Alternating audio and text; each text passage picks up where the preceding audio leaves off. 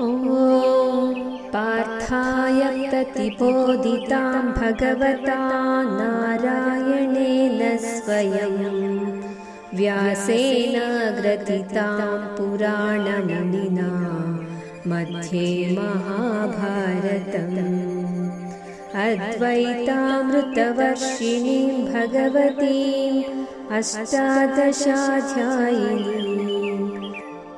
अम्ब त्वाम् अनुसन्दधामि भगवद्गीते भवद्वेषिणी।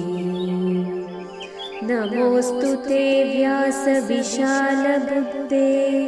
पुल्लारविन्दाय तपत्रनेत्र येन त्वया भारततैलपूर्णः प्रज्वालितो ज्ञानमयप्रदीपः। प्रपन्नपारिजाताय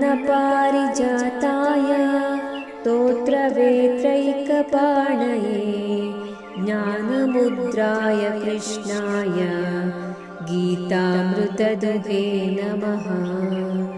सर्वोपनिषदो गावः दोग्धा गोपालनन्दनः पार्थो वत्ससुधीर्भोक्ता दुग्धं गीतामृतं महत्। वसुदेवसुतं देवं कंसचाणूरमर्दनं देवकी परमानन्दं कृष्णं वन्दे जगद्गुरुम्।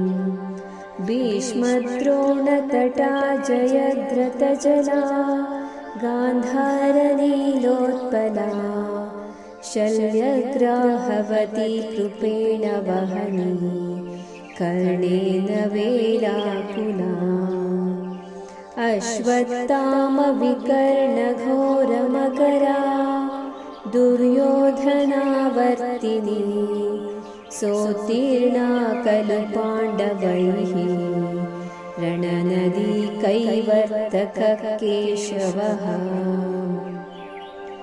पाराशर्यवचः सरोजममलं गीतार्थगन्धोत्कटं नानाख्यानककेसरं हरिकथा सम्बोधनाबोधितं। लोके सज्जनषट्पदैरहरः पेपीयमानं मुदा भूयाद्भारतपङ्कजं कलिमला प्रध्वंसिनः श्रेयसे। मूकं करोति वाचालं पङ्गुं लङ्घयते गिरिं यत्कृपातमहं वन्दे परमानन्दमाधवम्। यं ब्रह्मा वरुणेन्द्ररुद्रमरुतः स्तुन्वन्ति दिव्यैस्तवैः वेदैः साङ्गपदक्रमोपनिषदैः गायन्ति यं सामगाः। ध्यानावस्थिततद्गतेन मनसा पश्यन्ति यं योगिनः यस्यान्तं न विदुःसुरासुरगणाः। देवाय तस्मै नमः।